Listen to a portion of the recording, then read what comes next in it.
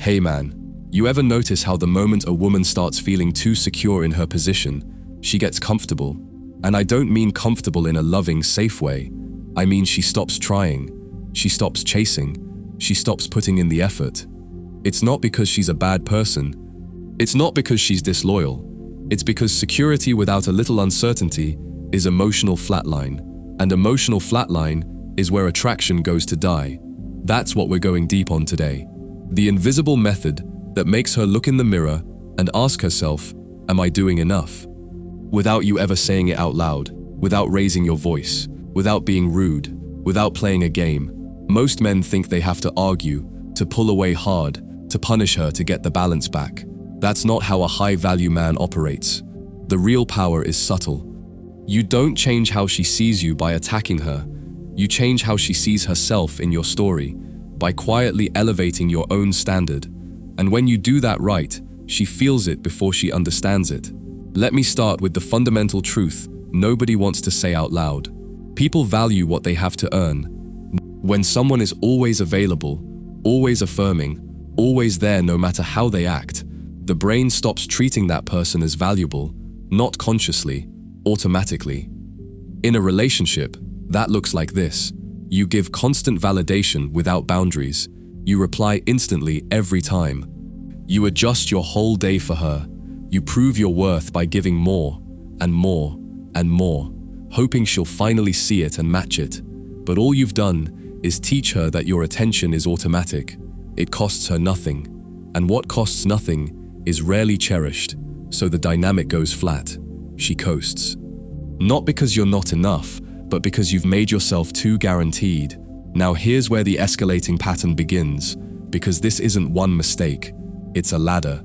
And every rung you stay on makes the next one harder to climb back from. The first level is the smallest, and it's where most men live without noticing. You are predictable. She knows exactly how you'll respond, how fast you'll reply, how you'll chase if she goes cold, how you'll defend yourself if she criticizes you. You've handed her the script.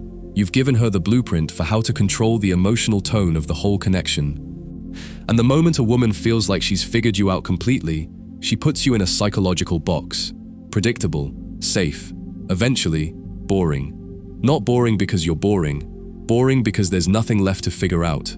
People don't walk away from puzzles they haven't solved. They walk away from puzzles they've already finished. That's level 1, and it feels harmless. But watch what it does. Because when you're predictable, you become easy to manage, and a woman who knows she can manage you stops earning you. The second level is where the silence starts. And this is where you get your first real lever, if you have the discipline to use it. Break the pattern. If you're always the one initiating plans, checking in, making time, stop. Not with a dramatic speech, not with, I've noticed you don't try, so now I'm going to, just stop. Quietly, not to punish her, but to show that your energy is selective. Women feel the loss of attention much stronger than they feel the gift of it. When you withdraw quietly, you don't create anger, you create space. And in that space, she starts to replay. She wonders, was I giving enough?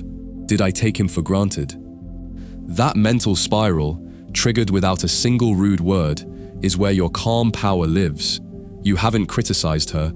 You've simply stopped participating in a dynamic that only flows one way, and that non-reaction is louder than any argument you could have made. Because think about what most men do here. She gets comfortable, so they try to prove their value by giving more affection, more gifts, more validation, more, let me show you I'm worth it. But you don't raise your value by giving more to someone who is already coasting. You raise your value by quietly retracting what is being taken for granted. Not coldly, just clearly. You show her that access to you is a privilege, not a given. And here's the nuance that keeps this from becoming a game. You're not doing it to make her anxious. You're doing it to live your life. You're not sitting there counting minutes before you reply. You're actually busy. You have a mission, a peace, a world that doesn't revolve around her. That subtle scarcity, not punishment, prioritization, sends a massive psychological signal. You're important to me, but you're not the center of my life. Sometimes that means you don't answer immediately. Sometimes you choose solitude over conversation. Sometimes you end the call first. Tiny shifts, massive signals. They all say the same thing without saying anything unkind. Earn your place here. Now, if level 2 is about pattern, level 3 is about what she expects from your emotions. And this is where most men fail the test without even knowing they're being tested. She's constantly reading your responses, your tone, your posture, your vibe. She's looking for signs of weakness or desperation, not because she's cruel, but because she needs to know who she's dealing with. When she tries to bait you with passive aggression, with cold behavior, with a little withdrawal of affection, and you flinch, you prove something. You prove that her mood controls your mood, that her distance wrecks your day, that she holds the leash. So when you don't flinch, everything flips. She gets distant, and you don't chase. She gets sarcastic, and you don't get defensive. She tries to make you jealous, and you remain unshaken. Not because you don't care, but because you're built differently. You stay centered. You become the eye of the storm. Her turbulence bounces off you. That stillness holds a mirror up to her. Your silence doesn't shame her. Your peace makes her chaos stand out. In that contrast, she sees herself. She feels foolish for the tactic. She reevaluates. And without you saying a word, her certainty about how much power she has over you starts to dissolve. That's the third level, emotional consistency. If your energy stays grounded regardless of her drama, her moods, or her tests, you show her something rare, a man who lives by his own internal code. A centered man is hard to manipulate, and a centered man is exactly who she has to re-earn. And this is the point where I need to pull you deeper, because levels 1 through 3 are just behavior. Level 4 is where it becomes identity. Never underestimate what mystery does over time. Once a woman feels she's figured you out, the chase is over. But when you reveal only parts of yourself, when you keep your deeper thoughts, your long-term plans, your emotional responses measured and selective, you become someone she has to keep learning. That continuous curiosity is what keeps her invested. You want her to say, "I know him, but I still feel like there's more to him." That tension keeps the connection alive. It also puts her in a space where she knows she hasn't conquered you fully. That's where healthy doubt is born. Not doubt in you, doubt in her own dominance. And that's exactly where you want her to be. Interested, intrigued, and just slightly uncertain about how much of your heart she really holds. This isn't about being secretive. It's about having a life that is actually deep enough that it can't be consumed in a week. Your hobbies, your career, your brotherhood, your faith, your body, your purpose. When those things are real, you are naturally less centered on the relationship alone. That self-focus doesn't just make you healthier, it makes you intriguing. It signals that your world doesn't revolve solely around her. And that signals that she has to keep showing up to stay close to it. The man who has nothing going on except her will always be easy to figure out, because there's nothing else to figure out. The man who is building something will always be a little mysterious, because he is genuinely occupied elsewhere. Now we reach the 5th level, and this is the one that rewires everything without a single argument, the calm boundary. When she says something that crosses a line, you don't debate it, you don't justify yourself, you pause, you breathe, and you simply say, "I don't entertain that kind of energy." It's a calm rejection of the behavior, not of her. And then, this is the key, you leave the silence there. That stillness after you say it is what makes her sit with it. She'll start wondering, did I just lose his respect? And that internal doubt is powerful, because it doesn't come from your anger, it comes from your composure. That's the kind of self-control that rewires how she sees you. It forces her to look inward, without you ever needing to raise your voice. Notice what you didn't do. You didn't correct her to win. You didn't chase closure. You didn't need the last word. In fact, one of the most potent moves you can make is to let her have the last word. And then, do absolutely nothing. Don't correct her. Don't chase. Just leave it as it is. Because what happens next is something she didn't expect. She expects resistance and finds silence, and her certainty breaks. Is he withdrawing? Did he stop caring? Did I go too far? Those questions will echo louder in her mind, than any comeback you could have delivered. Every time you hold back from proving a point, you build your mystique. You force her to sit with her actions. That's when she begins to reflect. And in that space, her position starts to feel less stable. And it was your silence that did it. Not cruel silence, composed silence. This is also where kindness becomes a weapon, but a clean one. When she tries to provoke you through sarcasm or subtle disrespect, and you don't get triggered, you don't get cold, you don't return fire, you simply smile and remain calm, she feels a strange discomfort. Not because you're weak, but because your energy doesn't match the chaos she brought. That mismatch forces her to look at herself. She realizes you're not on her emotional leash, you're operating from deep control. She might even feel guilt, not because you shamed her, but because your peace made her chaos visible. In that contrast, you reframe the power dynamic without saying it directly. You're teaching her, this is how we communicate in my world.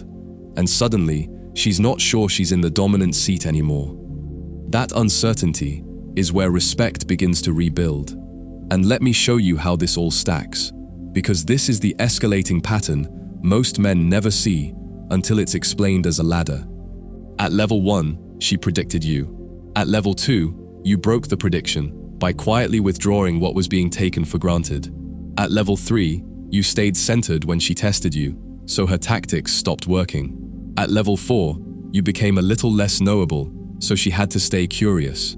And at level 5, you held a calm boundary without fanfare, so she had to respect the line you never shouted about. Each level builds on the last. Each one makes her doubt her position a little more, not with fear, not with insecurity, but with respect. She starts to wonder if she still holds the same power over you. And that doubt makes her try harder. She begins to reinvest. And the best part, you never had to be rude. You just had to be strong. When she begins to take your presence for granted again, and she will, because comfort always tries to creep back. Most men make the same mistake. They try to prove their worth. They overextend, but that's not the move. You adjust without explanation. You stop replying instantly, not to punish, but to live. You cut conversations short when they bring you no peace. You exit environments that no longer feel respectful, and you do it all with calm. Because the man who can adjust without announcing it is the man who commands attention. She'll notice the shift, and because you haven't told her why, her mind starts working overtime. Did I do something wrong? Is he losing interest? And while you're not playing games, the mystery creates internal movement within her. She starts doubting the grip she had on you, and that doubt makes her reassess. Now she's showing up differently. Now she's chasing clarity. That's the moment she realizes your energy was never hers to control. It was yours to allow, and now you're pulling it back. Here's another subtle move that flips the frame without a fight. Say less when she expects more. When she complains and you simply say, I understand, without engaging the argument. When she seeks reassurance and you offer warmth but not desperation. When she tests you with a little jealousy and you don't interrogate, you just stay kind and slightly amused. That amused warmth is disarming. It says, I see what you're doing and I'm not threatened by it. I'm not going to abandon you, and I'm not going to be controlled by you. I'm right here, but I'm not moving off my center. And that is intoxicating to a woman, not because you're mean, but because you're safe and strong at the same time. Safety without strength is boring. Strength without safety is scary. The man who holds both, calm, kind, unshaken, is the man she leans into. Now, I need to correct something before you walk away with the wrong file in your head. Because the internet has poisoned this entire topic. Some men hear, make her doubt her position, and they hear, make her insecure. They think the goal is to make her anxious, to keep her walking on eggshells, to keep her guessing if you'll leave. And that's not power. That's cruelty, with a different name. You don't want a woman who is anxious around you. You want a woman who is alert around you. There's a difference. An anxious woman is scared of losing you and will eventually resent you for it. An alert woman is aware that she has to keep showing up to deserve you, and she respects herself for doing it. One is built on fear, the other is built on standards. The doubt you want to create is not, Does he love me? The doubt is, am I showing up the way a woman who has a man like this should show up? The first doubt makes her feel unsafe. The second doubt makes her feel called higher, and only the second one builds a relationship that lasts. So check your intent. If you're doing any of this to punish her, to get revenge for her taking you for granted, to make her feel small, stop. You're not being high value, you're being hurt, and you're using technique to hide it. She will feel that. Women feel intent beneath behavior faster than you feel your own excuses. The real intent is cleaner. I respect myself. I respect my energy. I respect my peace. I love you, but I love my self-respect more than I love your approval. And because I do, I will not argue, I will not chase, I will not beg, and I will not be rude. I will simply move accordingly. That intent has no cruelty in it, and yet it changes everything. Let me give you the lived version of this, so it's not theory. Picture a man who used to be always on, always available. If she was upset, he dropped everything. If she went cold, he doubled his effort. If she was late, he waited without a word. He thought he was being good. What he was being was guarantee, and guarantees don't get chased. Then something shifts, not overnight. Quietly, he starts going to the gym at the same time every day and doesn't break it for anyone. He has work blocks where his phone is face down. He has friends he sees every week, no matter what. When she says something sharp, he doesn't lash back. He just looks at her calmly and says, "I hear you, but I'm not going to talk like this. We can talk when it's respectful." And he means it. He doesn't slam a door, he just doesn't participate. She notices, before he says anything, the energy in the room has changed. He isn't performing for her anymore. He's living by his own code. He lets her have the last word in a small argument and doesn't correct it, because he doesn't need to be right more than he needs to be at peace. He stops initiating every plan and lets her feel the quiet where his effort used to be. He is kind, but not desperate, warm, but not leaky, present, but not owned. And one evening, without him doing anything dramatic at all, she does something she hasn't done in months. She reaches for him. She plans something. She asks about his day and actually listens. She gets a little dressed up when she knows he'll see her, not because he demanded it, because for the first time in a while, she isn't sure she has him on autopilot. And that tiny, healthy doubt, did I do enough today to deserve his effort, pulls her back into investment. He didn't make her doubt with a tactic. He made her doubt by becoming a man who is harder to take for granted. That's the whole secret. You don't keep her guessing by acting mysterious. You keep her engaged by being a man who is genuinely engaged elsewhere, with a life that is real. And here's the final level that seals it, the one that makes all the other levels stick. Maintain kindness when she expects defensiveness. That's the most underrated power move there is. When she brings chaos and you bring calm, she has nowhere to put her chaos. It falls to the floor. And in the quiet after, she sees the contrast. Your composure didn't just protect you, it showed her the standard of your world. And if she wants to stay in your world, she has to rise to it. A lot of guys underestimate how much their reactions are being observed. Every sigh, every eye roll, every quick reply, she's clocking it.